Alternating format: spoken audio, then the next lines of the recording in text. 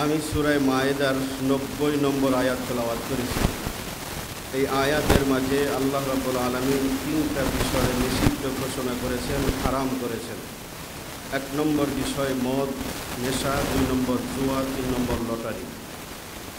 আয়াতের মাঝে আল্লাহ পাক ইরশাদ করেন, ইয়া আইয়ুহাল্লাযীনা আমানু ইন্নামাল খামরু ওয়াল মাইসিরু ওয়াল আনসাবু ওয়াল আজলাম রিজসুম মিন আমালিশ শাইতান ফাজতানিবুহু লাআল্লাকুম তুফলিহুন। হে ঈমানদার, তোমাদের জন্য নিষিদ্ধ করা হয়েছে, হারাম করা হয়েছে ১ নম্বরে ইন্নামাল খামর, শরাব, মদ, নেশা জাতীয় দ্রব্য পান করা, বিক্রি করা, ব্যবসা করা, সব কিছু এর সাথে সংশ্লিষ্ট সব কিছু হারাম করা হয়েছে। এরপরে আল্লাহ পাক দ্বিতীয় যে বিষয়টা হারাম ঘোষণা করেছেন সেটা হচ্ছে ওয়াল মাইসির, জুয়া। সর্বপ্রকার জুয়া ইসলামে হারাম ঘোষণা করেছেন আল্লাহ পাক সূরা মায়েদার এই ৯০ নম্বর আয়াতে। যত রকম জুয়া আছে, খেলার জুয়া, আরও যত জুয়া আছে, ক্যারাম বোর্ডের জুয়া, তাসের জুয়া, লুডুর জুয়া আছে না, লুডু দিয়ে জুয়া খেলে, যত রকম জুয়া আছে সর্বপ্রকার জুয়া ইসলামে হারাম।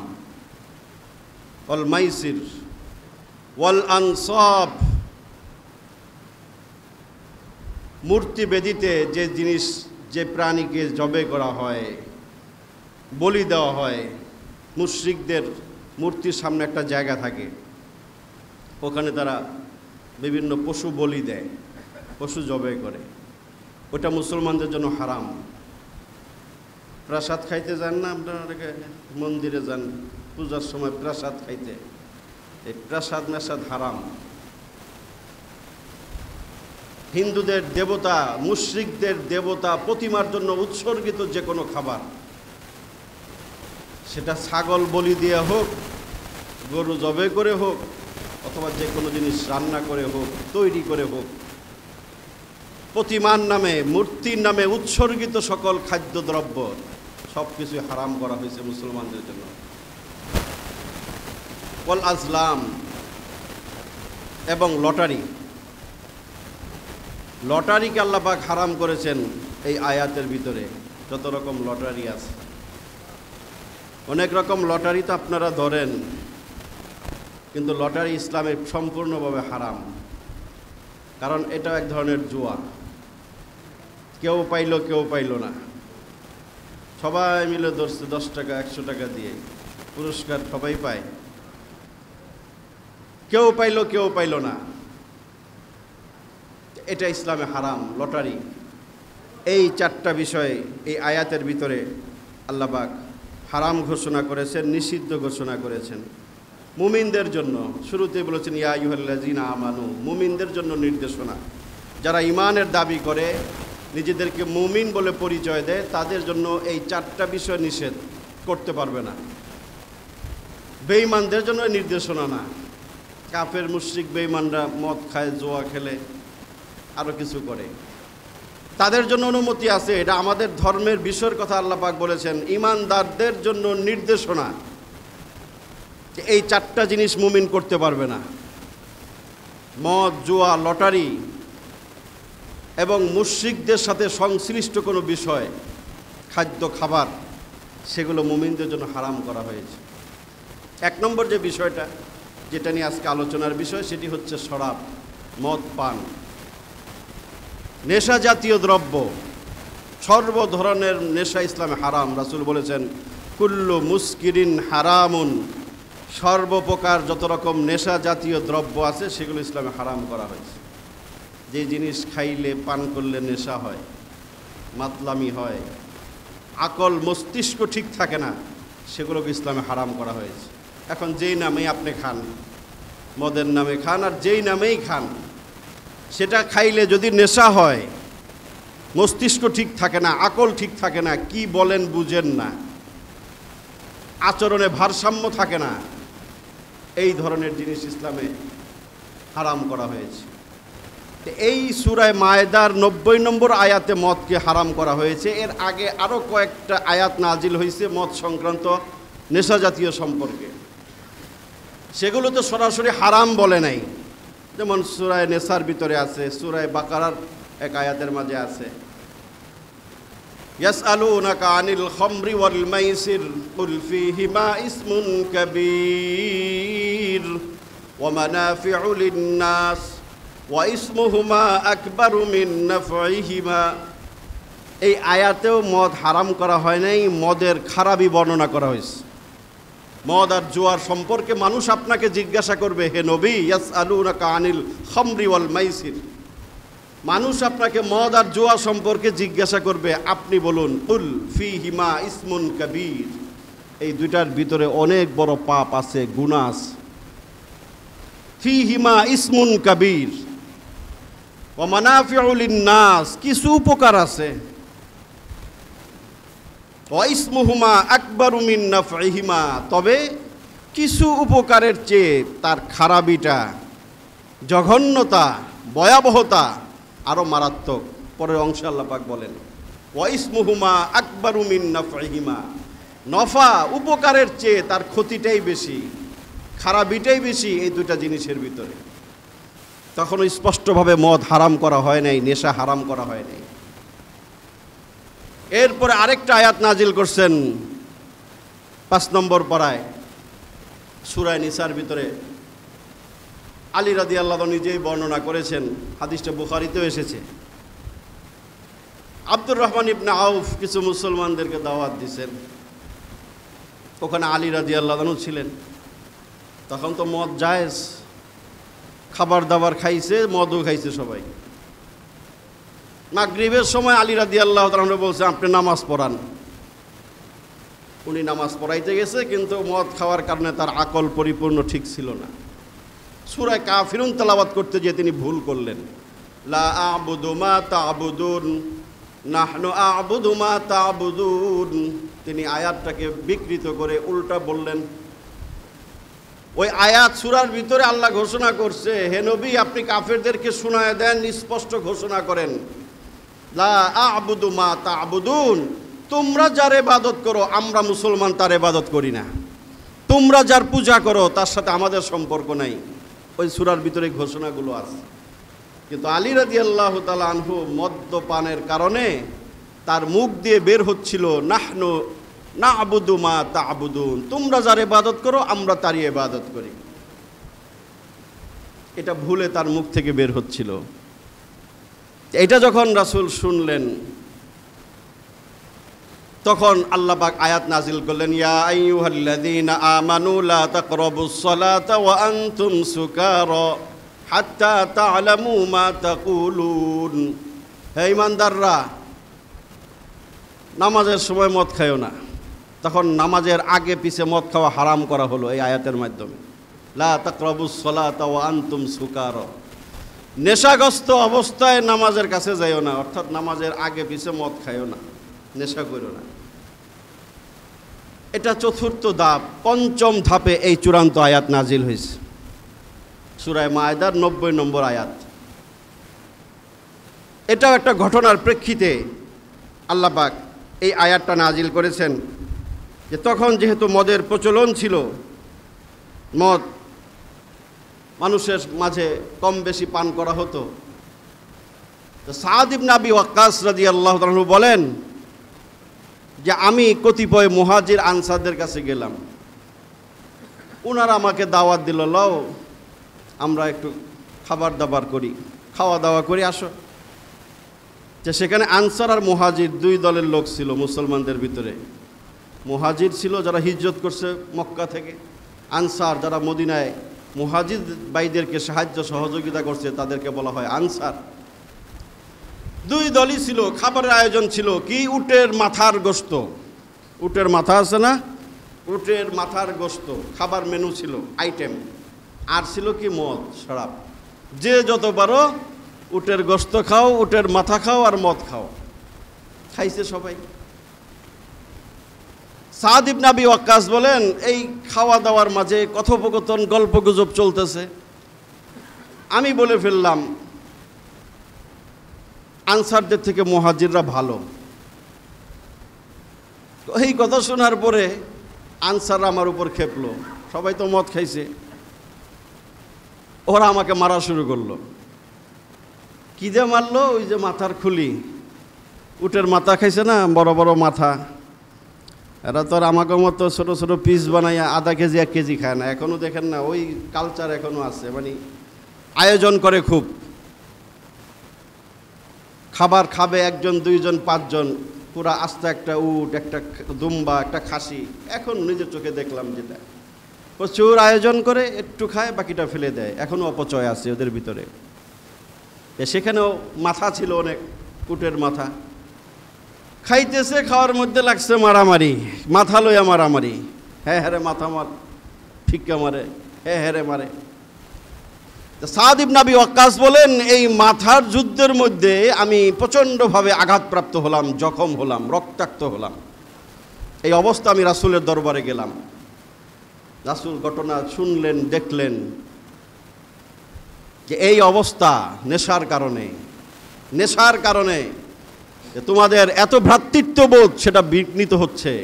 কারণ তখন তোমাদের আকল থাকে না, জ্ঞান হুঁশ থাকে না। নেশা করলে, মদ খাইলে, ওই অবস্থায় আল্লাহ পাক এই সূরা মায়েদার 90 নম্বর আয়াত নাজিল করে চিরতরে মুসলমানদের জন্য মদ এবং নেশাকে হারাম করে দিলেন।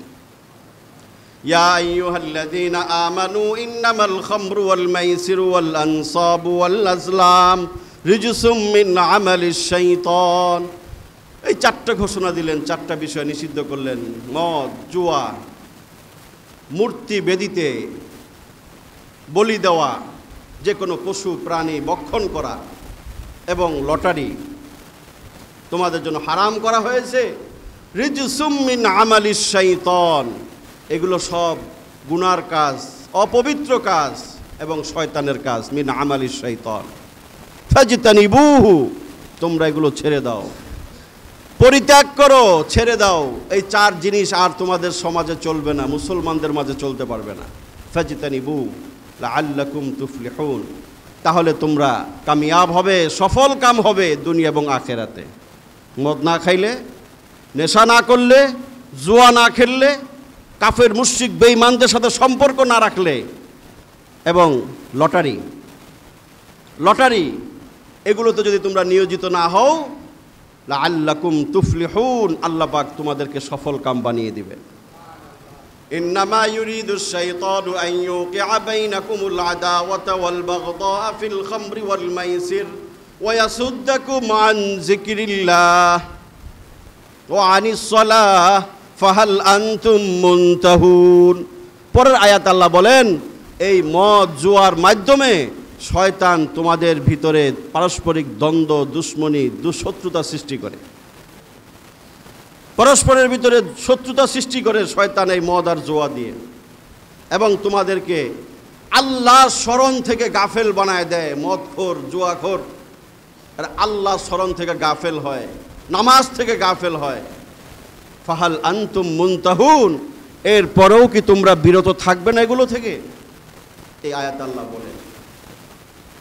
তো মদ আর নেশা সম্পর্কে কোরআন হাদিসে অনেক সতর্কবাণী এসেছে যে নেশা জাতীয় দ্রব্য, মদ, নেশা, যত রকম নেশা আছে সেগুলো সম্পর্কে কোরআন হাদিসে অনেক সতর্কবাণী উচ্চারণ হয়েছে। আমাদেরকে সতর্ক সাবধান করছে আমাদের কল্যাণের জন্য, আমাদের ভালোর জন্য, যে ওটার ভিতরে যদি কিছু ভালো থাকতো আল্লাহ সেটাও বলছেন। মদ খাইলে কিছু শরীর স্বাস্থ্য ভালো হইতে পারে, সাময়িক কিছু মজা লাগতে পারে, কিন্তু আল্লাহ বলেছেন ইসমুহুমা আকবারু মিন নাফইহিমা, নফা যতটুকু দেখো, উপকার যতটুকু দেখো, তার চেয়ে সেটার ভিতরে খারাপির পরিমাণটাই বেশি। এক হাদিস আল্লাহ রাসূল মদের ভয়াবহতা মনোযোগ দিয়ে শুনবেন। যাদের এই বদ অভ্যাস আছে মদ গাঞ্জা খাওয়ার, নেশা করার, পারলে এখান থেকে তওবা করে যাবেন। কারণ এই হাদিস কোরআন থেকে যে কথাগুলো বলবো সেগুলো মনে রাখবেন, তারপর আপনি সিদ্ধান্ত নেবেন যে দ্বিতীয়বার আপনি মদ খাবেন কিনা, নেশা করবেন কিনা। আল্লাহ রাসূল সাল্লাল্লাহু আলাইহি ওয়াসাল্লাম বলেন, মদ পান করাকে আল্লাহ রাসূল বলেছেন মূর্তি পূজার সমতুল্য একটা অপরাধ। নাউজুবিল্লাহ। যেগুলো হাদিস বলবো সবগুলো সহিহ হাদিস, সনদের দিক থেকে কোনো দুর্বলতা নাই, সনদের মানদণ্ডে উত্তীর্ণ এই হাদিসগুলো। ইবনে মাজার হাদিস, মাজা শরীফের হাদিস 3375 নম্বর হাদিস। আল্লাহ রাসূল সাল্লাল্লাহু আলাইহি সাল্লাম বলেন, ক্বালা রাসূলুল্লাহ সাল্লাল্লাহু আলাইহি ওয়াসাল্লাম মুদমিনুল খামর কাআবিদি ওয়াসানিন, মুদমিনুল খামর কাআবিদি ওয়াসানিন। খমর, শরাব পান করা, নেশা জাতীয় দ্রব্য পান করা, এটা মূর্তি পূজার সমতুল্য অপরাধ।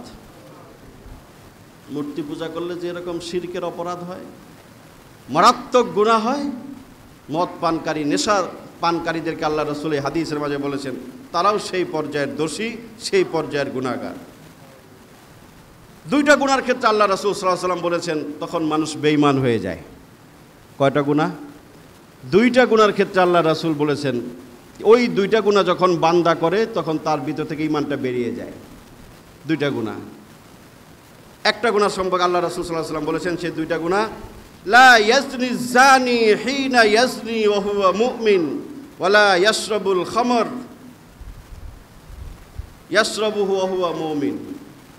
জেনা আর মদ পান, শরাব, এই দুইটা গুনার কথা আল্লাহ রাসূল বলছেন এমন গুনাহ যে ওই গুনাহটা যখন বান্দা করে তখন তার ভিতর থেকে ঈমানটা বেরিয়ে যায়। লা ইয়াজনি জানি হিনা ইয়াজনি ওয়া হুয়া মুমিন। জেনা করলে, জেনায় যখন লিপ্ত হয় কোনো মানুষ তখন তার ভিতরে ঈমান থাকে না। সাহাবায়ে কেরাম বলছেন হুজুর ঈমান যায় কই? ঈমান বের হইয়া মাথার উপরে ছায়ার মতো ঘুরতে থাকে। ওই কামের লগে ঈমান থাকে না। যখন জেনা লিপ্ত হলেন, অবৈধ যৌনাচারে লিপ্ত হলেন, তখন আপনার ঈমানটা বের হয়ে মাথার উপরে ঘুরে। এটা রাসূলের সহিহ হাদিস। আল্লাহ রাসূল সাল্লাল্লাহু আলাইহি ওয়াসাল্লাম বুখারী শরীফের 2475 নম্বর হাদিস। এই হাদিসে বলছেন জেনারত অবস্থায় তার ঈমানটা বের হয়ে যায়।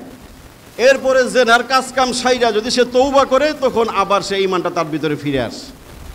আর যদি তওবা করলেন না, মজা মারছেন, জেনা তো কতই করি, তওবা তো আর করা হয় না, করি না, তাহলে আপনার ঈমানটা আর দ্বিতীয়বার রিটার্ন আসে নাই। রাসূলের হাদিস বলে। আরেকটা গুনাহ হচ্ছে মদ পান, নেশা জাতীয় দ্রব্য যখন কেউ খায়, পান করে, তখন তার ভিতর থেকে ঈমানটা বেরিয়ে যায়। বেরিয়ে ঘোরাঘুরি করে যে খাও, তুমি ভালো করে খাও, তখন তুমি বেঈমান। রাসূল হাদিসে বলেছেন ওই অবস্থায় যদি তার মৃত্যু হয় তাহলে সে সরাসরি জাহান্নামে যাবে, কারণ সে বেঈমান। তখন তার ভিতরে ঈমান ছিল না। অনেকে মদ খেয়ে মারা যাইতেছে না? অনেক মুসলমান মদ খায়া নেশা করে মরতেছে না? গাড়ির তলে পইরা উল্টা পাল্টা করে মরতেছে না? হাদিস বলে তারা বেঈমান অবস্থায় মৃত্যুবরণ করতেছে। তারা বেঈমান অবস্থায় মৃত্যু হয় তাদের, এই কথা রাসূল বলে গেছেন, তখন তাদের ভিতরে ঈমান থাকে না। যদি আমরা জানাজা পড়ি, আমরা পড়াই, আপনারা পড়েন, মুসলমান রীতিনীতিতে তাদেরকে দাফন করা হয়, কিন্তু রহস্যটা হচ্ছে রাসূল বলে গেছেন এই দুইটা জঘন্য অপরাধ যারা করে ওই অবস্থায় তাদের ভিতরে ঈমান থাকে না, ঈমানটা চলে যায়। পরবর্তীতে যদি তওবা করে তখন রাসূল বলেছেন তাহলে তাদের ঈমানটা তাদের ভিতরে আবার ফিরে আসে। মদ আর নেশা সম্পর্কে আল্লাহ রাসূল হাদিসে বলেছেন এগুলো হচ্ছে সকল গুনার উৎস। নেশা হচ্ছে সকল গুনার উৎস, এখান থেকে গুনাহ সৃষ্টি হয়, গুনাহ পয়দা হয়। আল্লাহ রাসূল সাল্লাল্লাহু আলাইহি ওয়াসাল্লাম বলেছেন ইজতানিবুল খামর, ইজতানিবুল খামর ফাইন্নাহা উম্মুল খাবায়েস। সহিহ ইবনে হিব্বান এই হাদিসের কিতাবে হাদিসটা আসছে। উম্মুল খাবায়েস বলছে যত খবিসাত আছে, যত খারাপি আছে, যত গুনাহ আছে, যত পাপাচার আছে, সবগুলোর মা, জননী, উৎস হচ্ছে নেশা। নেশা, নেশা করলে নামাজ পড়ে না, নেশা করলে মারামারি করে, নেশা করলে খুন করে, আছে না? মায়েরে মারে, মারে গালি দেয়, মা চিনে না, সন্তান চিনে না, বড় চিনে না, মসজিদ চিনে না, কিছুই চিনে না। এই অবস্থা হয় না? নেশাখোরদের অবস্থা হয় না? কারণ এরা মসজিদ চিনে, মসজিদ ভেঙে লইতে চায়, মসজিদ ভেঙে হেলা। হুজুর চিনে, হুজুর, ওই হুজুর কি জিনিস, হুজুরে গাইলায়, গালি দেয় না? সমাজে যারা আলেম ওলামার বিরুদ্ধে বলে তাদের অধিকাংশই ড্রাগ অ্যাডিক্টেড, নেশাখোর। কথা কন না, ভুল কইছি? হয়তোটা গাঞ্জা খায়, ফুসকি খায়, হিরোইন খায়, বাবা খায়, আর কি কি আছে না, আমি তো নাম জানি না সব। ওইগুলো যেগুলো খায় ওরাই আলেম ওলামাদের গালি দেয়, মসজিদ মাদ্রাসার বিরুদ্ধে কথা বলে। একটু খবর নিয়ে দেখেন, খবর নিয়ে দেখেন।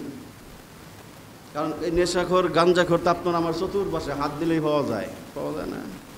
কথা কন না এই জায়গায় সাধু শাস্ত্রেছেন কে, কিছু বুঝি না, হুজুর কি যেন বলতেছে, হ্যাঁ বুঝেন না।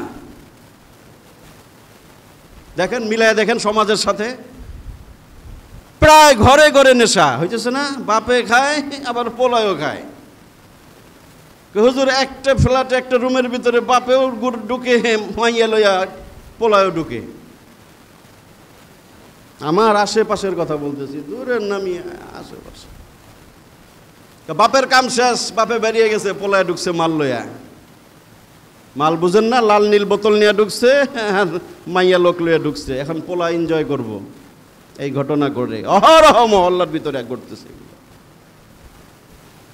কি পরিমাণ বাড়ছে এটা রাসূল তো ভবিষ্যৎবাণী করে গেছেন, কিয়ামতের আলামত।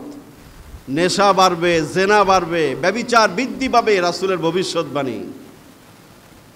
কিয়ামতের আলামতের বাকি নাই, বাকি নাই। কিয়ামত যে কোনো সময় সংঘটিত হবে। নেশা কি পরিমাণ বাড়ছে খালি চিন্তা করবেন। অনেকে ভুক্তভোগী, অনেকে বাসায় বাসায় ভুক্তভোগী। সন্তান নেশা করে, বাবা নেশা করে, অনেকে স্ত্রীও নেশা করে, আছে না? জামাই বউ মিল্লা খায়, ওই ইতিহাসও আমি জানি। দুইজনে মিল্লা খায়। কোথায় যাবেন? কি প্রজন্ম সামনে আমরা রেখে যাচ্ছি? কি তৈরি হচ্ছে আমাদের ঘর থেকে? এই হাদিসের মাঝে আল্লাহ রাসূল এই কথাগুলো বলেছেন, উম্মুল খাবায়েস। নেশা হচ্ছে উম্মুল খাবায়েস, সকল গুনার মা, জননী। এখান থেকে গুনাহ জন্ম নেয়, এমন এমন পাপ জন্ম নেয় যেটা তুমি চিন্তাও করতে পারবে না। এই কামটা করলো কেমনে? কারণ তো নেশা করো, তো করতেই পারে। সে বাবারে মারতে পারে, নেশা করে বাবাকে খুন করতে পারে, গালি দিতে পারে। সে জন্মদাতা চিনে না, সে আর তার কি আর বাকি আছে? তার কি অবশিষ্ট থাকে নেশাখোরের? কিছুই থাকে না। এই জন্য ইসলাম এত জঘন্যভাবে জিনিসটাকে উপস্থাপন করছে, নিষেধ করছে। শুনেন সামনে আরও কিছু কথা, যে কিভাবে ইসলাম এই বিষয়টাকে কি জঘন্যভাবে উপস্থাপন করেছে আমাদের সামনে। তো সকল গুনার উৎস বললেন আল্লাহ রাসূল। আরেক হাদিসে সকল গুনার চাবি বলছেন আল্লাহ রাসূল, চাবি। এই হাদিসটাও মুস্তাদরাকে হাকিম ৭,২৩১ নম্বর হাদিস। আল্লাহ রাসূল বলেন, ইজতানিবুল খামর ফাইন্নাহা মিফতাহু কুল্লু শাররিন। তোমরা নেশা জাতীয় দ্রব্য থেকে বাঁচো, মদ শরাব থেকে বাঁচো। এটা মিফতাহু কুল্লু শাররিন, সকল মন্দের চাবি, সকল গুনার চাবি। আগে বলছে উম্মুল খাবায়েস, আর এই হাদিসে রাসূল বলছেন মিফতাহু কুল্লু শাররিন। যত রকম মন্দ জিনিস আছে সব কিছুর চাবি কি? নেশা। সব কিছুর চাবি হচ্ছে নেশা জাতীয় জিনিস। এগুলোর দ্বারা বহু অপরাধের দরজা খুলে যায়।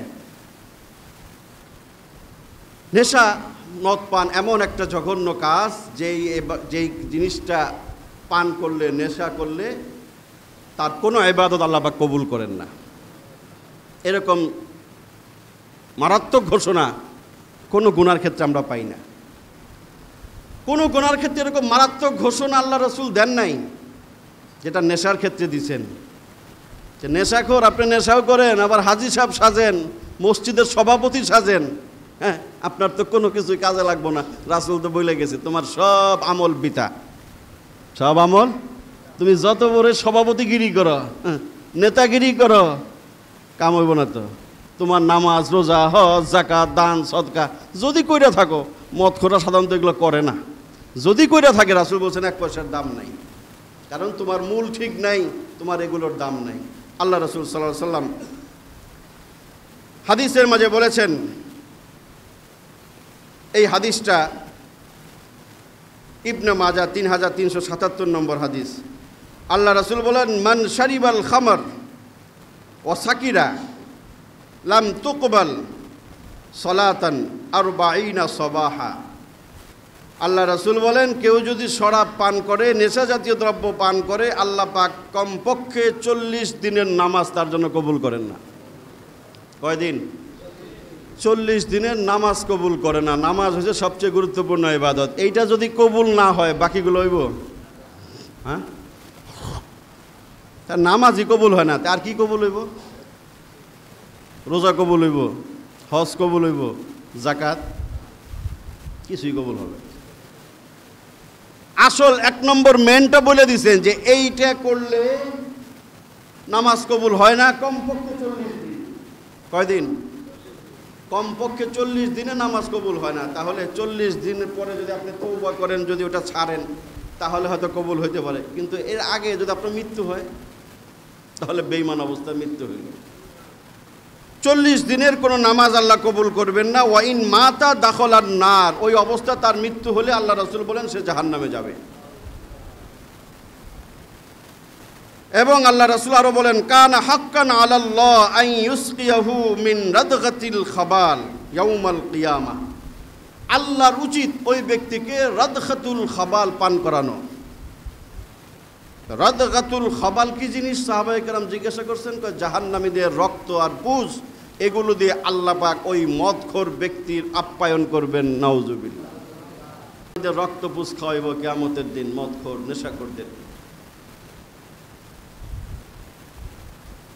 নেশা জাতীয় দ্রব্য, নেশা যারা করে, এই সমস্ত মানুষদের কারণে ওই সমাজে, যেই সমাজের মানুষ নেশাগ্রস্ত হয়, ওই সমাজের উপরে আল্লাহর আযাব গজব আসে। আল্লাহ রাসূল হাদিসে বলে গেছে, সমাজের উপরে, দেশের উপরে, রাষ্ট্রের উপরে যে আযাব গজব আসে, তার মধ্যে অন্যতম দায়ী হচ্ছে ওই সমস্ত মদখোর নেশাখোররা। এটা রাসূলের হাদিস। আমাদের সমাজে যে আযাব গজব আসে, এই আযাব গজবের অন্যতম কারণ হচ্ছে মদ, নেশা। যেই সমাজে, যেই রাষ্ট্রের মানুষ বেশি করে নেশা করে, এগুলোর চর্চা বেশি হয়, ওই সমাজের উপর আল্লাহর গজব আসে। আল্লাহ রাসূল সাল্লাল্লাহু আলাইহি সাল্লাম তিরমিজি শরীফের 2212 নম্বর হাদিস, আল্লাহ রাসূল বলেন, ফি হাযিহিল উম্মতি খাসফুন ওয়া মাসখুন ওয়া কাযফুন, এই উম্মতের মধ্যে খাসফ হবে, মাসখ হবে, কাযফ হবে।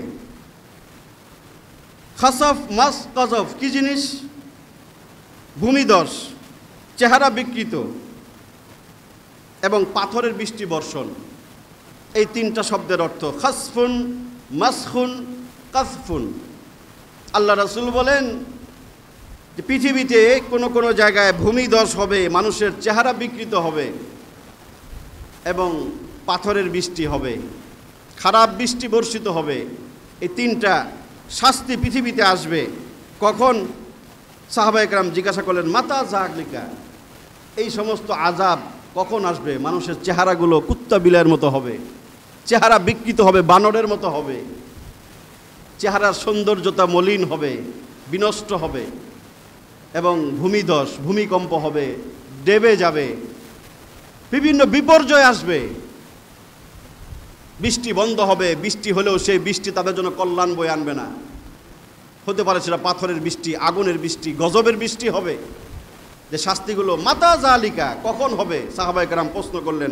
আল্লাহ রাসূল বলেন, ইজা যাহারাতিল কাইনাত ওয়াল মাআজিফ ওয়া শুরিবাতিল খুমুর, 3টা জিনিস যখন ঘটবে। যাহারাতিল কাইনাত, গায়িকা, গান, গানের চর্চা যখন বেশি হবে। হচ্ছে না? গান, গান, গান বুঝেন না? সঙ্গীত। এখন তো অনেকের প্রিয় এটা, ঠিক না? সঙ্গীত নিয়ে ঘুমান, কানের ভিতরে সঙ্গীত লাগায়া, চলতে ফিরতে হাঁটতে সঙ্গীত প্রেমী আপনি। আপনি নিজের ধ্বংস ডেকে আনছেন, রাষ্ট্র সমাজের ধ্বংস ডেকে আনছেন।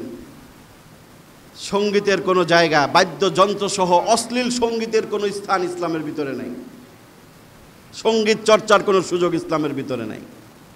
ইসলামী সংস্কৃতি চর্চা করেন। ইসলামের ভিতরে সুন্দর সংস্কৃতি আছে, কালচার আছে, কৃষ্টি কালচার আছে, সেগুলোকে আপনি ফলো করতে পারেন, আপনার সন্তানকে ফলো করাবেন।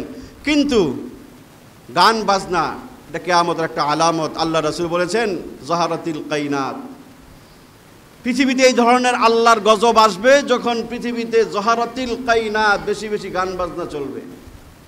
গান ব্যাপকতা লাভ করবে, ঘরে বাহিরে, বিভিন্ন জায়গায় মাজারে মাজারে রাস্তাঘাটে বিভিন্ন জায়গায় গানের আয়োজন। মানুষ সন্তানদেরকে কোরআন শিখাবে না, গান শিখাবে, ওই সময় চলছে এখন। অনেকের সন্তানকে গান শিখায়, গানের স্কুলে ভর্তি করে, গানের টিচার রাখে, কিন্তু কোরআন শরীফ শিখানোর কোনো ওস্তাদ নাই, শিখায় না। এটা কিয়ামতের আলামত, রাসূল বলে গেছেন। পৃথিবীর ধ্বংস ডেকে আনবে এইভাবেই। মানুষ কোরআন পরিত্যাগ করবে, গানের দিকে আকৃষ্ট হবে, নিজে গাবে, সন্তানকে শিখাবে, সন্তান গাবে, ঘরের ভিতরে গান বাজনার চর্চা হবে। এটা একটা ভয়াবহ পরিণতি ডেকে আনবে, আল্লাহ রাসূল সাল্লাল্লাহু আলাইহি ওয়াসাল্লাম বলে গেছেন। এবং অল মাআজিফ, বাদ্যযন্ত্র, এটার ব্যাপকতা লাভ করবে, ব্যাপক হারে বাদ্যযন্ত্র ছড়িয়ে পড়বে। তখন পৃথিবীতে আল্লাহর ওই খসফুন, মাসখুন, কাসফুন, 3 জাতীয় গজব পৃথিবীতে আসবে। যখন বেশি বেশি বাদ্যযন্ত্রের ব্যবহার, গান মানেই বাদ্যযন্ত্র, বাদ্যযন্ত্রের সাথে গান বাজনা হয়, বাদ্যযন্ত্র বিভিন্ন উচ্চাঙ্গের সঙ্গীত, মুখে কিছু বলে না, বাদ্যযন্ত্র দিয়ে গান গায়, এরকম চর্চা পৃথিবীতে যখন হবে, তখন পৃথিবীতে আল্লাহর গজব আসবে। এবং অসুরিবাতিল খুমুর, এবং বেশি বেশি মদ পান, নেশা জাতীয় দ্রব্য যখন বেশি হবে, তখন এই জাতীয় 3টা গজব আল্লাহ পাক পৃথিবীর উপরে দেন, ওই জনপদবাসীর উপরে দিবেন, যে জনপদের ভিতরে এই ধরনের অপরাধগুলো, গুনার কাজগুলো বেশি হয়। এটাকে আল্লাহ রাসূল সাল্লাল্লাহু আলাইহি ওয়াসাল্লাম বলেছেন মিন আশরাতিস সাআ, কিয়ামতের আলামত। কিয়ামতের আগে আগে যে বিষয়গুলো ঘটবে তার মধ্যে অন্যতম একটি হচ্ছে নেশার ব্যাপকতা লাভ করবে, এবং ইউরফাল ইলম, ইলম উঠে যাবে, ইউকসারুল জাহাল, মূর্খতা ছয় লাভ হবে। প্রযুক্তির খুব উন্নতি উৎকর্ষ হবে। এখন তো প্রযুক্তির যুগ, বিজ্ঞানের যুগ আমরা দাবি করি, কিন্তু আল্লাহ রাসূল বলেছেন কিয়ামতের আগে ইলম উঠে যাবে, মূর্খতা বর্ষিত হবে বৃষ্টির মতো। মানে কি? স্কুল, কলেজ, ইউনিভার্সিটিতে যা শেখানো হবে বা যা শেখানো হয় সেগুলোকে রাসূল ইলম বলেন নাই, সেগুলোকে প্রকৃত ইলম বলেন নাই, আসল ইলম বলেন নাই। স্কুল কলেজের সংখ্যা তো কমে নাই, প্রযুক্তির শিক্ষা তো কমে নাই। রাসূল কি বলে গেলেন? ইলম উঠে যাবে, মূর্খতা বৃষ্টির মতো বর্ষিত হবে। মানে কি? মানে এটাই, তুমি আমি যা শিখছি, স্কুল, কলেজ, ইউনিভার্সিটিতে যা শেখানো হচ্ছে, দুনিয়ার বৈষয়িক জ্ঞান, প্রযুক্তির জ্ঞান, এগুলোকে রাসূল ইলম বলেন নাই, জ্ঞান বলেন নাই। প্রকৃত জ্ঞান মানে ওহির জ্ঞান, কোরআন সুন্নাহর জ্ঞান, এটা উঠে যাবে। এটা মানুষ শিখবে না, সন্তানকে শিখাবে না, এটার চর্চা দিন দিন উঠে যাবে, যেটা বর্তমানে চলছে। জরিপ করে দেখেন এখানে কতজন বাবা আছে, কয়জনের সন্তানকে মাদ্রাসায় পড়ায়, কয়জনের সন্তানকে কোরআন সুন্নাহ শিখাইছে, আর বাকি কয়জনের সন্তানকে স্কুলের ভিতরে দুনিয়ার জ্ঞান শিখাইতেছে। এখানে জরিপ করলেই পাবেন। এই কথাটাই রাসূল বলছে ইলম উঠে যাব, মানে কোরআন সুন্নাহর ইলম, ঐশী জ্ঞান, আসমানের জ্ঞান, এটা আস্তে আস্তে উঠে যাবে। হক্কানি আলেমরা মারা যাবে, তাদের জায়গায় নতুন কোনো স্থলাভিষিক্ত হবে না। মানুষ তার সন্তানকে ভালো আলেম বানাবে না, কোরআন সুন্নাহর পণ্ডিত বানাবে না, সে গায়ক বানাবে, সিঙ্গার বানাবে, নায়ক বানাবে, খেলোয়াড় বানাবে, বানাইতেছে না, এগুলো করবে। এইভাবেই ইলম উঠে যাবে পৃথিবী থেকে। জাহালত, মূর্খতা বৃষ্টির মতো বর্ষিত হবে, ঘরে ঘরে মূর্খ আর মূর্খের সন্তান জন্ম নিবে। ওরা ভাব ধরবো, সমাজে পণ্ডিতের ভাব ধরবো, ধরতেছে না? যে যত বড় মূর্খ সে তত বড় পণ্ডিতের ভাব ধরে। আমরা কি কম জানি নাকি হুজুর করতে? চলছে না, চলছে না। সমাজে মূর্খদের নেতৃত্ব, মূর্খদের আস্ফালনে সমাজে চলে। এটা রাসূলের ভবিষ্যৎবাণী। মূর্খরা নিজেদেরকে মূর্খ স্বীকার করবে না, নিজেদেরকে মূর্খ মানবে না। আমরা কম জানি নাকি? হুজুররা কি জানে বলে না? এটা রাসূলের কথা, যে মূর্খদের রাজত্ব হবে কিয়ামতের আগে পৃথিবীতে, সমাজে সমাজে, রাষ্ট্রে রাষ্ট্রে। এক ওয়াক্ত নামাজ পড়াইতে পারে না, হ্যাঁ, এমপি মন্ত্রী আছে না? ঢাকা ভার্সিটির নতুন উপাচার্য মসজিদের ভিতরে নামাজ পড়াইছে, 2 জন 5 জন 10 জন ছাত্র পিছে নিয়া, নাস্তিক গায়ে আগুন লেগে গেছে। হ্যাঁ, উনি উপাচার্য, উনি কেন আবার নামাজ পড়াবেন? তাহলে কি ঢাকা বিশ্ববিদ্যালয়কে মাদ্রাসা বানিয়ে ফেলবেন? বলে না নাস্তিকরা। তসলিমা নাসরিন ভারত থেকে স্ট্যাটাস দিছে, উনি কেন নামাজ পড়াইলেন? ঢাকা ভার্সিটির উপাচার্য, এর গায়ে আগুন লাগছে। তসলিমার অনুসারী আরও যারা আছে সবার গায়ে আগুন লাগছে। আরে উচিত তো ছিল এটাই, শুধু ভিসি না, স্কুল, কলেজ, ইউনিভার্সিটি, মন্ত্রী, মিনিস্টার, প্রধানমন্ত্রী, প্রেসিডেন্ট, প্রত্যেকের ভিতরে নামাজ পড়ানোর যোগ্যতা থাকতে হবে, তারপরেই তারা সেই পদের যোগ্য হবেন, ঠিক কিনা? সভাপতিগিরি করেন, ইমাম সাহেব ছুটিতে গেলে আপনি নামাজ পড়াবেন, তখন আপনি সভাপতি হওয়ার যোগ্য হলেন, ঠিক না?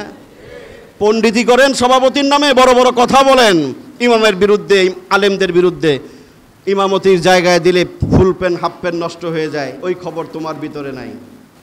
কথা বলেন না কেন? নিয়ম তো এটাই, তুমি সভাপতি, তুমি ইমাম সাহেব বাড়িতে গেলে তুমি নামাজ পড়াইবা, মুয়াজ্জিন সাহেব বাড়িতে গেলে সেক্রেটারি সাহেব তিনি আজান একামত দিবেন, পিছে একামত দিবেন, এটা উচিত ছিল না? ওইটা পারে না, বড় বড় কথা কয়। হ্যাঁ, ওই কথার দিন শেষ। সব জায়গায় সংস্কার দরকার। কোনো মদখোর, হারামখোর, সুদখোর, ঘুষখোর, বেনামাজি মসজিদ মাদ্রাসার কমিটির মাঝে অন্তর্ভুক্ত থাকতে পারে না, ঠিক কিনা বলেন? পারে না। আল্লাহর ঘরের খাদেম হওয়ার যোগ্যতা তোমাদের ভিতরে নাই। আগে নিজের লেবাস, সুরত, সিরাত পরিবর্তন করবা, নিজের আখলাক পরিবর্তন করবা, ধর্মীয় জ্ঞানে জ্ঞানবান হবা, তারপরেই মসজিদ মাদ্রাসার মাতবরি করতে আসবা, ঠিক কিনা বলেন? এটাই বাস্তবতা, এটাই হওয়া উচিত, এটাই হতে হবে। মুত্যা পানি লাও না, সুদ খাও, ঘুষ খাও, হারাম খাওয়ার হুজুরদের উপরে খবরদারি আর জুলুম নির্যাতন, হ্যাঁ আছে না? মোল্লাদের উপরে যত রকম খবরদারি আছে, খুব ভালো পারে। নামাজ পড়াও বেটা,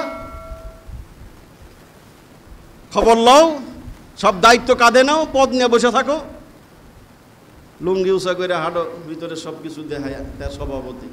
হ্যাঁ, ওই দিন সংস্কার, ওই অবস্থার পরিবর্তন ঘটাইতে হবে। তা আল্লাহ রাসূল সাল্লাল্লাহু আলাইহি সাল্লাম বলেছেন যে এগুলো সমাজের মাঝে যখন বৃদ্ধি পাবে, জাহালত, মূর্খতা কিয়ামতের আগে বাড়বে, এবং শরাব, মদ, নেশা এগুলো বাড়বে, এবং ইউকাল্লুর রিজাল, পুরুষের সংখ্যা কমবে, নারীদের সংখ্যা বাড়বে। এক একজন পুরুষের অধীনে 50 জন নারী থাকবে, আল্লাহ রাসূল বলে গেছেন। এটাও বুখারী শরীফের 81 নম্বর হাদিস। এরকম কতগুলো ভবিষ্যৎবাণী আল্লাহ রাসূল বলেছেন, কিয়ামতের আগে এগুলো হবে। মদের সাথে, নেশার সাথে সংশ্লিষ্ট 10 ব্যক্তির উপর আল্লাহ রাসূল লানত করে গেছেন। কোনো গুনার সাথে এত ব্যক্তির সংশ্লিষ্টতার উপর রাসূল লানত করেছেন, অভিশাপ দিয়েছেন, আর একটা হাদিস আমরা পাইনি। 10 ব্যক্তি, মদের সাথে, নেশার সাথে সংশ্লিষ্ট 10 শ্রেণীর মানুষের উপরে আল্লাহ রাসূল লানত করেছেন, অভিসম্পাত করেছেন। 1 নম্বর, প্রস্তুতকারী, মদ যে প্রস্তুত করে, নেশা জাতীয় জিনিস যে প্রস্তুত করে, তার উপরে লানত। 2 নম্বর, উৎপাদনকারী, যে উৎপাদন করে। 3 নম্বর, যে উৎপাদন করায়, একজন উৎপাদন করে, ওয়ার্কার, শ্রমিক যারা উৎপাদন করে, আর যে করায়, যে মালিক, যে উৎপাদন করায়। 4 নম্বর, যার জন্য উৎপাদন করা হয়, আমি জিনিসটা বানাইতেছি কার জন্য? আপনার জন্য, তার জন্য একটা লক্ষ্য আছে না? যাদের জন্য বানানো হয় তাদের জন্য লানত। 5 নম্বর, বহনকারী, নেশা জাতীয় মদ, নেশা যারা বহন করে তাদের উপর লানত। 6 নম্বর, যার জন্য বহন করা হয়, নিয়ে যাচ্ছি, চালানটা কোন জায়গায়, ওই জায়গায়, ওই যাদের জন্য বহন করা হচ্ছে তাদের উপর লানত। 7 নম্বর, বিক্রেতা, যে বিক্রি করে নেশা জাতীয় জিনিস, তার উপর লানত। 8 নম্বর, ক্রেতা, যে কিনে। 9 নম্বর, যে পরিবেশন করে, তার উপর লানত।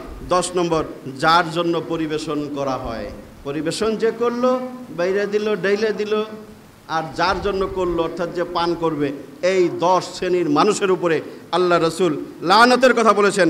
ইবনে মাজাহ শরীফ 3381 নম্বর হাদিস। এই 10 শ্রেণীর মানুষের উপরে লানত, শুধু মদ আর নেশার সাথে সংশ্লিষ্ট থাকার কারণে। তাহলে চিন্তা করবেন কি পরিমাণ গুনাহ আর কি পরিমাণ ঘৃণিত কাজ এই নেশা আর মদ। এরপরও যদি কেউ খায় না, আল্লাহ রাসূল স্পষ্ট করে বলছে, 2 ব্যক্তি জান্নাতে যাবে না। লা ইয়াদখুলুল জান্নাতু মান্নান ওয়ালা মুদমিনুল খবর। উপকার করে, যে খোটা দেয়, আর যে মদ খায়, নেশা করে, এই 2 শ্রেণীর মানুষ রাসূল বলছেন কখনোই তারা জান্নাতে যাবে না যদি তওবা না করে। উপকার করে, খোটা দেয়, আর যারা মদ পান করে, এগুলো বর্জন করতে হবে। আমাদের সমাজ থেকে নেশাকে দূর করতে হবে। এটা একটা বড় ক্রাইসিস, প্রবলেম আমাদের সমাজে, ঠিক কিনা? হ্যাঁ, কথা বললেন, স্বীকার করেন, সমস্যা যেটা সেটা তো মানতে হবে। মারাত্মক সমস্যা মদ, নেশা আমাদের সমাজে, সমাজের যুব সমাজ, কি যত রকম সমাজ আছে, সব সমাজে ড্রাগ অ্যাডিক্টেড। ড্রাগ, নেশা এমনভাবে সয়লাভ হয়েছে, সমাজের রন্ধে রন্ধে প্রবেশ করছে। দূর করতে হলে, আমাদের সমাজকে সুন্দর করতে হলে, এই মাদকের বিরুদ্ধে জিহাদ ঘোষণা করতে হবে। মাদকদ্রব্য নিয়ন্ত্রণ না, আমাদের অধিদপ্তর আছে মাদকদ্রব্য নিয়ন্ত্রণ অধিদপ্তর, না নিয়ন্ত্রণ না, ইসলাম বলে নির্মূল করো। ইসলাম বলে মাদক দ্রব্য নির্মূল অধিদপ্তর বানাও, নিয়ন্ত্রণ দিয়ে কাজ হবে না। নিয়ন্ত্রণের কথা ইসলাম স্বীকার করে না। নিয়ন্ত্রণ কি? এক ফোঁটা মদ হারাম, একটা ইয়া বা গাঞ্জার একটা ট্যাবলেট সেটা হারাম, কম হোক বেশি হোক সব হারাম, নির্মূল করতে হবে। এই জন্য ইসলামের শিক্ষা সিলেবাসে অন্তর্ভুক্ত করতে হবে। যুব সমাজ আজকে স্কুল কলেজ ইউনিভার্সিটির হলগুলোতে অস্ত্রের ঝনঝনানি আর নেশাদ্রব্য পাওয়া যায়, তাই না? হ্যাঁ, কন্যাকে মাদ্রাসা ছেলে কয়টা গাঞ্জা খায় দেখাইতে পারবেন? কয়জন সিগারেট খায়? 1% পাবেন। আর স্কুল কলেজ ইউনিভার্সিটিতে কয় পার্সেন্ট হিসাব করে দেখেন, কত পার্সেন্ট শতকরা? 5-এর ছেলেরা 1, 2, 3, 4, 5-এর ছেলেরা খাইতেছে, টানতেছে না? ম্যাট্রিক পাস করলে তো সে পিএইচডি করে ফেলাইছে নেশার উপরে, খাইতেই থাকে, টানতেই থাকে। ইউনিভার্সিটিতে যখন যায় হলের ভিতরে এগুলো আসর, গাজার আসর বসে সর্বোচ্চ বিদ্যালয়গুলোতে, বিদ্যাপীঠগুলোতে আমাদের দেশে নেশার আসর বসে। কত পার্সেন্ট শিক্ষার্থী যুব সমাজ নেশায় আসক্ত, হিসাব নাই। পার্সেন্টেজের হিসাব করলে আপনি মাথা নষ্ট হয়ে যাবে যে কি পরিমাণ নেশায় আচ্ছন্ন আমাদের যুব সমাজ। কিভাবে দূর করবেন? মাদক দ্রব্য নিয়ন্ত্রণ অধিদপ্তর দিয়ে দূর করবেন। এরাই তো মাদক খায়, নেতারাই তো মাদক খায়। হ্যাঁ, ইয়াবাবদি, হ্যাঁ, যারা আইন প্রণেতা তারা সংসদে বসে ওই সমস্ত নেশাখোর, নেশার ডিলার যারা, তারাই তো এক সময় দেশের রাজত্ব করে গেছে না? এদেরকে আশ্রয় প্রশ্রয় দেওয়া হয়েছে, সংসদে নিয়ে আইন প্রণেতা বানানো হয়েছে। মন্ত্রীরা খায় টাল হয়ে থাকে, দেখেন না লাল লাল চোখ নিয়ে আসতেন না আমাদের মিনিস্টাররা? খাইতেন না এরা? কথা বলেন না কেন? সর্বোচ্চ পর্যায় থেকে নিয়ে একেবারে টপ টু বটম নেশা দূর করতে হলে আমাদের যুব সমাজকে বাঁচাতে হবে। ভবিষ্যৎ বাঁচাতে হলে আমাদের যুব সমাজকে নেশা থেকে দূর করতে হবে। নেশা থেকে দূরে রাখার মাধ্যম হচ্ছে তাদের ভিতরে ইসলামের প্রকৃত বাণীটা পৌঁছাতে হবে, ইসলামের আসল শিক্ষা তাদেরকে দিতে হবে। এই জন্য আমরা বলি শিক্ষা কমিশন সংস্কার করেন, শিক্ষা সিলেবাস সংস্কার করেন, শিক্ষা সিলেবাসের ভিতরে রাসূলের জীবনী ঢুকান, ইসলামের আদর্শগুলো ঢুকিয়ে দেন স্কুল কলেজ ইউনিভার্সিটির শিক্ষা পাঠ্যসূচির ভিতরে। মাদ্রাসায় তো আমরা পড়াই, কিন্তু আমাদের লক্ষ লক্ষ কোটি কোটি সন্তানরা স্কুল কলেজ ইউনিভার্সিটিতে পড়ে। ওই সন্তানদের কাছেও তার যে ধর্ম ইসলাম, সেই ধর্মের সত্য মেসেজটা তার কাছে পৌঁছে দেওয়া উচিত, ঠিক কিনা? সে তো জানে না, আগডুম বাগডুম গোড়াডুম পড়তেছে, তার ধর্মের সঠিক শিক্ষাটা আমরা তার কাছে পৌঁছে দিতে পারি নাই। বিভিন্ন শিক্ষার নামে ফাইজলামি করা হচ্ছে। আমাদের সন্তানদেরকে হিন্দুত্ববাদ, নাস্তিক্যবাদের দিকে আমাদের সন্তানদেরকে ধাবিত করা হচ্ছে। এই জন্য এখন নতুন করে দাবি উঠেছে আমাদের শিক্ষা পাঠ্যসূচি এটাকে সংস্কার করতে হবে। স্কুল কলেজ ইউনিভার্সিটির শিক্ষা পাঠ্যক্রমকে নতুন করে ঢেলে সাজাতে হবে। শিক্ষা কমিশন গঠন করেছেন আমাদের ইউনূস সাহেবের সরকার, ভালো কথা, কিন্তু সেই কমিশনের ভিতরে কোনো আলেম ওলামার এখন পর্যন্ত অন্তর্ভুক্তি আমরা দেখি নাই। স্পষ্ট কথা, এটা ভুলে যাবেন না। যেভাবে 5ই আগস্ট দেখেছেন, 13 সনের শাপলা চত্বর দেখেছেন, ইতিহাসগুলো ভুলে যাবেন না। এই দেশের আলেম ওলামাকে মাইনাস করে সিংহভাগ মানুষের ধর্মীয় সেন্টিমেন্ট, ধর্মীয় অনুভূতিকে উপেক্ষা করে ভবিষ্যতে আর কেউ ক্ষমতায় যেতেও পারবে না, টিকতেও পারবে না, ঠিক কিনা বলেন? আপনি ইউনূস সরকার হন আর যেই সরকার হন, শিক্ষা কমিশনে আলেমদেরকে অন্তর্ভুক্ত করতেই হবে, ঠিক কিনা বলেন? 2 জন কমপক্ষে আলেম রাখতে হবে। সেখানে ইসলাম বিরুদ্ধে কি আছে, ইসলামের পক্ষে কি আছে, সেগুলো বোঝার জন্য ওই সমস্ত আপনাদের যাদেরকে আপনারা অন্তর্ভুক্ত করছেন তারা বুঝবে না। এগুলো বুঝবো কোনটা ইসলামের বিষয়, কোনটা ইসলাম বিরোধী, এগুলো বোঝার জন্য ইসলামিক পারদর্শী লোক দরকার। সেটার জন্য আলেম ওলামা ওই কমিশনে থাকতে হবে। আরও 2-4 জন আপত্তিজনক লোক সেখানে আপনারা ঢুকাইছেন, তাদেরকে বাদ দিতে হবে। আলেমদের দাবি উঠেছে 2 জন, একজন মহিলা আছেন, কি নাসরিন জানি তার নাম, সামিনা লুৎফা, আরেকজন কায়সার মামুন আহলে কোরআন, যে হাদিস অস্বীকার করে, ট্রান্সজেন্ডারের প্রবক্তা, কেউ সদস্য ওটার ভিতরে আছেন। আলেমরা চিহ্নিত করেছেন, তাদের বিরুদ্ধে বলেছেন এদেরকে ওই কমিটি থেকে বাদ দিতে হবে। ট্রান্সজেন্ডার এটা এনজিওদের একটা প্রোগ্রাম। এই দেশে সমকামিতা প্রমোট যারা করে, অশ্লীলতা, বেহায়াপনা, জেনা, ব্যভিচারকে যারা ছড়িয়ে দিতে চায়, ইউরোপ আমেরিকা যারা বানাতে চায়, তারা অধিকাংশই এনজিও। এনজিওদের একটা প্রজেক্ট হচ্ছে ট্রান্সজেন্ডারের প্রজেক্ট। এইটা এই দেশে গিলানো যাবে না, বাস্তবায়ন করার স্বপ্ন দেখে কোনো লাভ নাই। আলেম সমাজ থাকতে, ধর্মীয় মুসলমান, সচেতন মুসলমানরা থাকতে এই দেশে এটা কোনোদিন বাস্তবায়ন হবে না। যতই চেষ্টা করেন এটা এই দেশে এটা কোনোভাবেই সম্ভব না। অতএব এগুলো থেকে সরে আসতে হবে। যারা এগুলোকে প্রমোট করে, এই জাতীয় চিন্তা চেতনার লোক যারা সেই কমিশনে আছে তাদেরকে বাদ দিতে হবে এবং হক্কানি আলেমদেরকে সেই কমিশনে অন্তর্ভুক্ত করতে হবে। ঠিক কিনা বলেন? এটা মানতে হবে আপনাদের, নাহলে কঠিন বিপদ হবে। আলেমদের জোরালো দাবি এটা। বারবার এই দেশের শিক্ষা সিলেবাস নিয়ে সিনিমিনি খেলছে আগের স্বৈরাচাররা, নাস্তিকের সরকাররা এগুলো করে গেছে। আমরা আর আমাদের সন্তানদেরকে নাস্তিক আর ওই হিন্দুত্ববাদের দিকে ধাবিত করতে চাই না। হিন্দু পৃথিবীর মাঝে মুসলমানদের গুরুতর দুটা দুশ্মনের কথা আল্লাহ কোরআনে বলছেন, ওয়ালা তাজিদান্না আশাদ্দান নাসি আদাওয়া লিল্লাযিনা আমানুল ইয়াহুদ ওয়াল্লাযিনা আশরাকু। 1 নম্বর ইহুদি, 2 নম্বর মুশরিক। ইহুদিরা দেখেন ফিলিস্তিন, এখন আবার লাগছে সিরিয়া, বিভিন্ন জায়গায় তারা মুসলমানদেরকে নিধন করতেছে, হত্যা করতেছে। আর ওদিক দিয়ে মালাউনরা কাশ্মীর সহ মুসলমানদের উপর জুলুম নির্যাতন করতেছে। রবিউল আউয়াল মাসে মুম্বাইয়ের এক কমবক্ত খবির শয়তান হিন্দু পুরোহিত আমাদের নবীকে নিয়ে গালিগালাজ করে, কটূক্তি করে। কত বড় দুঃসাহস! উস্কানি দেয় আমাদেরকে যে নবী জন্মের মাস, নবীর বিরুদ্ধে কথা বলে। ভারতেই দেখেছেন লক্ষ লক্ষ মানুষ মুম্বাই অভিমুখে লং মার্চ করেছে। ঠিক কিনা? হ্যাঁ, এইটা মনে করো না যে ভারতের মুসলমানদেরকে এত বছর বোকা বানায় রাখছো, যারা বোকাই থাকবে, তোমরা তাদের উপর রাজত্ব করে যাবে। সেই দিন অতি শীঘ্রই ফুরিয়ে আসছে। ঠিক কিনা? ওই দিন ফুরিয়ে যাবে। আল্লাহ রাসূল হাদিসে ভবিষ্যৎবাণী করে গেছেন। তখন তোমার দেশের বর্ডারের ভিতরে তুমি নিরাপদ থাকতে পারবা না। তোমার দেশে বসে তুমি আমার ধর্মের নবীকে গালি দিবা, কটূক্তি করবা, আর আমরা এখানে বসে আঙ্গুল চুষবো, এটা ভাবার আর দিন আর সময় নাই। ঠিক কিনা? নাই। এই দেশের মুসলমান কি করতে পারে, মোদি সাহেবকে সেটা চিন্তা করা দরকার। কিসের তোমার বর্ডার, কিসের তোমার বিএসএফ না কি বলে? নবীকে মুসলমান তার জীবনের সবচেয়ে বেশি ভালোবাসে। পৃথিবীর যেই প্রান্তে নবীর উপর আঘাত আসবে সেই প্রান্তেই মুসলমান ধেয়ে যাবে। ঠিক কিনা? তুমি ঠেকাইতে পারবা না। বাঁচতে চাইলে তোমার মালাউনদেরকে তুমি সামলাও।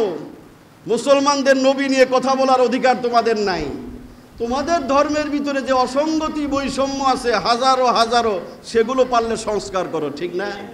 তোমার ধর্মের মানব অধিকার নাই, নারীর অধিকার নাই, কিচ্ছু নাই তোমাদের ধর্মের ভিতরে, সেগুলো সংস্কার করো।